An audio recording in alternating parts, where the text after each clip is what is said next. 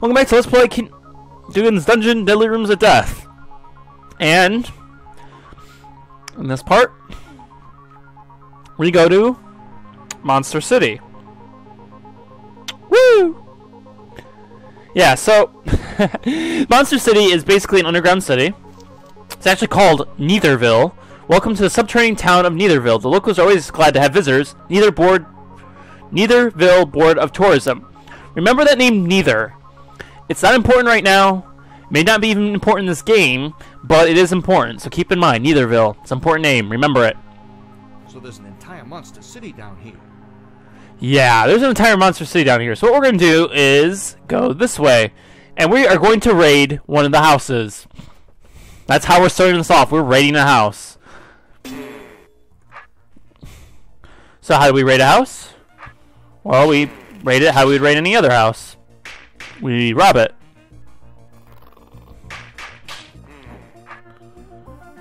So whatever way you find to be most thrilling is probably the way you should solve this room. Yeah, so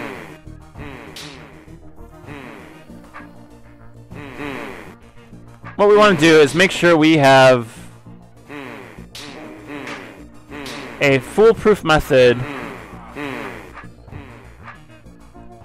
to getting these guys, which is probably going on these trapdoors and make suring, is that even a word? Make suring we are getting all of them.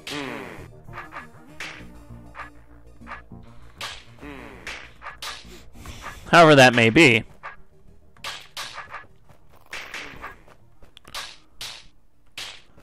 But for the most part, this is just a really fancy swarm room, and just utilizing those trapdoors at the beginning should be enough to stop their evil tracks. But you know, this isn't too hard of a room compared to what we've been doing. And so now that we're done, we're going to continue raiding the building, and we're going to do that by going left. Yes, we got this room. This isn't a hard room. You just gotta be careful with how you break the trapdoors. Very careful. So for example, make sure you get everything. And when I mean everything, I mean everything. Do not leave any stone unturned. For example, you see how I walked over there? I would have never been able to get back to those trapdoors. That's what I mean by be extremely careful. Other than that, though, this room isn't too hard.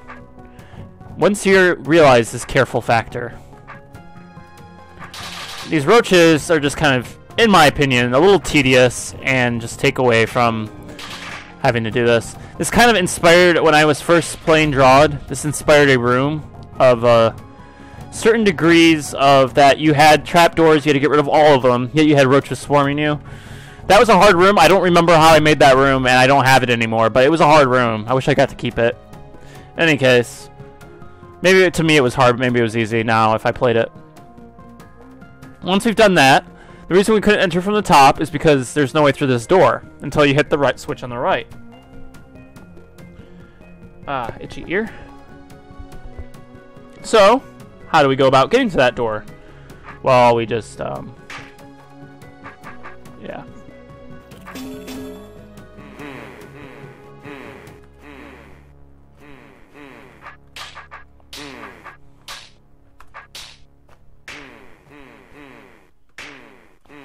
So what we got to do for that, if you haven't really noticed,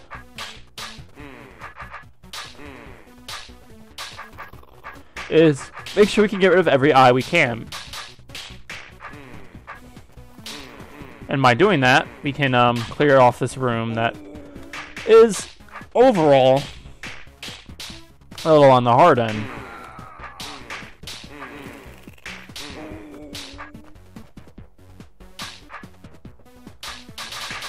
And it seems maybe a little tedious, but I mean, this is like, this is a puzzle, and you'll see why in a second. It's hard to explain right now. Just bear with me. So, first things first, I will assure you, you do not need these roaches alive. So go ahead, get rid of them. It'll be less of a pain when they're not around.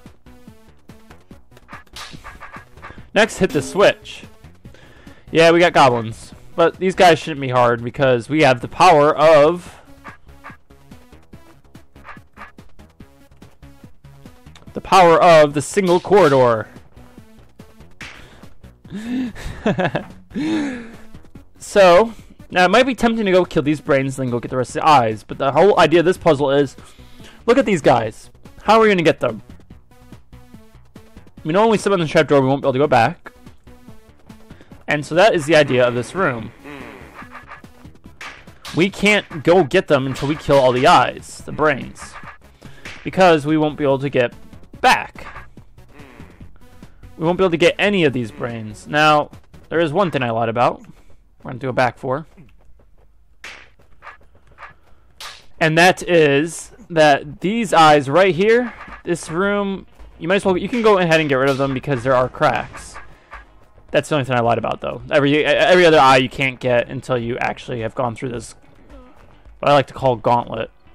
So let me actually use this checkpoint because I feel like I'm going to accidentally restart and not realize that I haven't used it. So, we have to walk in here, and the whole idea of this is we're going to have to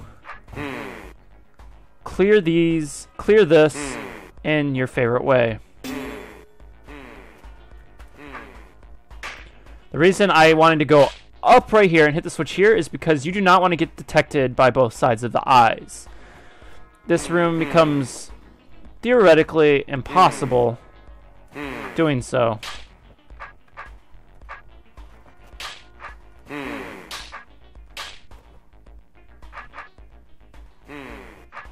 But you don't want to also waste too much time. The thing is you don't want to waste too much time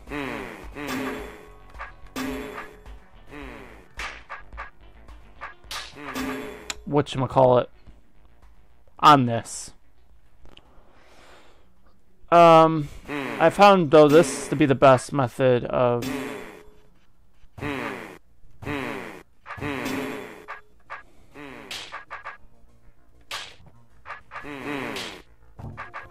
doing stuff. So what I was trying to do here is, so this trapdoor here, we want to make sure we have the accessibility. We want to block this off so these guys start heading over this way because we cannot handle this many eyes from both directions. If you couldn't figure that out. We really can't. But for the most part, that should be it for this room. And just gotta go kill those brains. And room clear. So now our exit is to the left, but we can't get to the left. So where do we have to go? Up here. And we can't go back down, so we have to actually go back around and clear this trapdoor room again. And Nuntar did not put a R clear thing on this room, which would have been nice to put.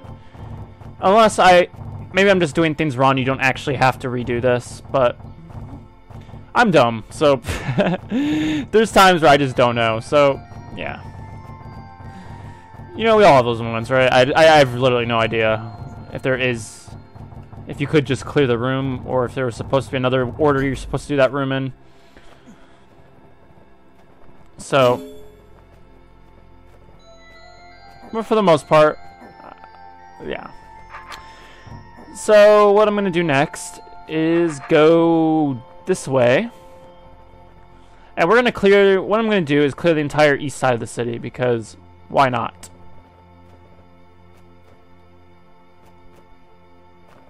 The next part, which is going to be the next part, I'm going to clear the entire west side. So we got this room. And the idea of this room is we are supposed to use a goblin to kill these roaches. The trick to this, though, is that the goblins to kill the snake. The trick is there is a flaw where you could use just a roach to kill it. And so the challenge is the intended way, which is use a goblin. You only need one goblin alive. I'm for certain. You do not need both goblins alive. If you needed both goblins alive, that'd be very absurd and very annoying. And we've already had a double goblin room that I made look easy, so It wasn't. It's not normally that easy. I promise. It's not. It's hard. So we have to clear this left side. This is actually kind of a good trapdoor puzzle because we have to clear this left side or we can't get to it. I guess you could, but we don't want this goblin to get in here, and we need to get to the switch anyway. I guess you could leave it open if you wanted to. It doesn't really affect the puzzle too much. I just find it easier to just close it off right there. And so this is a normal puzzle that's nothing too much different than what we've done before. You can go ahead and clear one of the brains.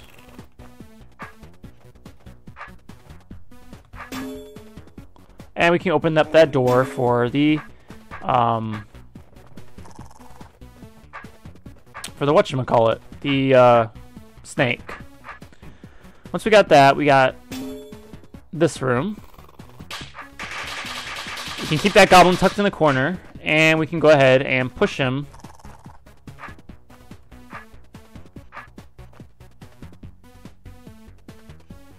over there.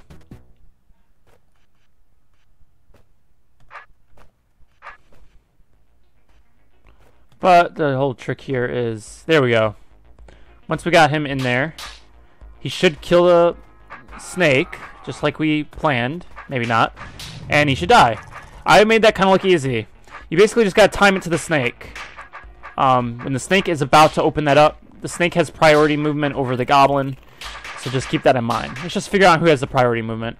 I think if you right-click an enemy, you could tell which enemy is going to move first. So that's how you know that the snake has priority movement. I don't think I've ever mentioned this before because I just learned about this playing the second sky. But when you right-click a name, you could see number 1 and then other enemies. Like if I was to leave this alive, other enemies would have a different move. So this queen moves first, then this roach moves second. Challenge completed. Friendly enemies. So yeah, keep that in mind. Keep that in a lot of mind. So that's how you can figure out that you need to use the goblin if you really need proof. In the next room, kill the tar mother last. Yeah. So this room is not hard. Well, this room is hard if you kill the tar mother last. Normally, you would want to start from this side, go up here because nothing would see you, and go ahead and kill the tar mother. We don't want to do that in this room. We need these guys to come and die to us.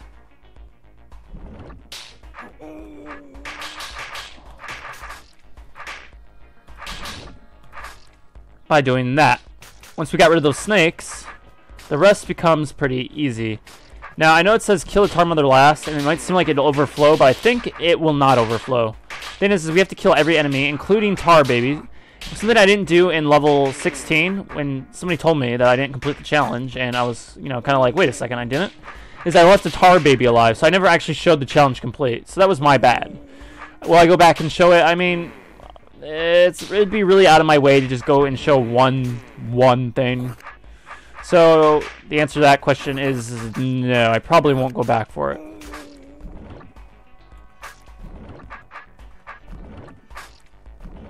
But maybe I will, just for the sake of going back for it. So, like I said, it doesn't really matter if this overflows. At least I don't think it does. We're about to find out.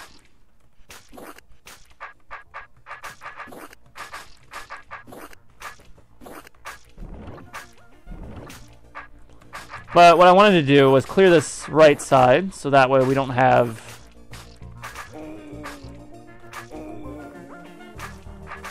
tar babies spawning over there and having to walk all the way back. I think we pretty much have to.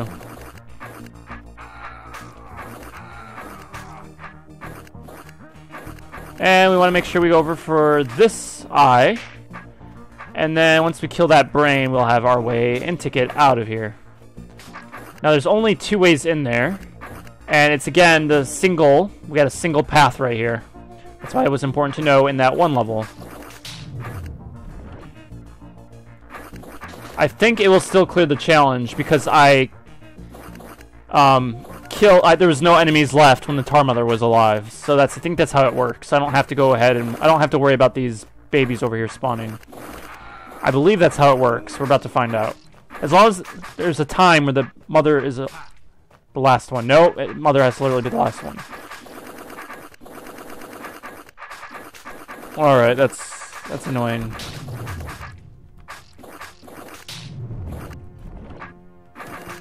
So we're gonna have to spend time and go back for those babies. But I think those are the only babies that should spawn, so no harm done.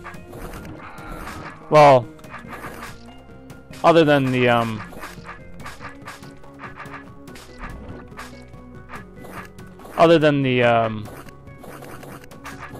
mama being annoying. See, who knew a parent could be so annoying, right? No. It kind of brings an interesting topic. Did you find your parents annoying when if you were a child, if you haven't gone through your adult stages of your life? Did you find your mom annoying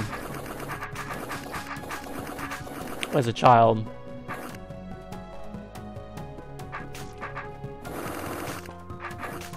Did you think she didn't know what she was talking about? Were you rebellious? There's probably times where I could have been nicer to my mom, and this is why you should really be thankful for what your mom does for you. Really, there's no reason to complain, unless maybe you have a bad mother. But challenge completed. A pair of blue eyes.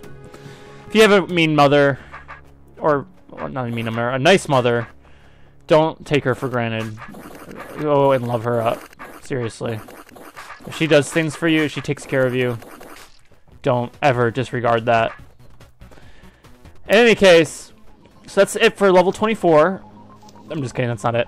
But that is it for the first half of level 24. So it's kind of like what me and Mentor was saying in level 21, the beginning of it, is this is kind of just you're going through everything you've gone through before, and it's just kind of a rundown of what you've been through. Level 25 being the grand finale. So yeah. Anyway, next time on Let's Play Deadly Rooms of Death, we're going to go to the left. See you then, everybody.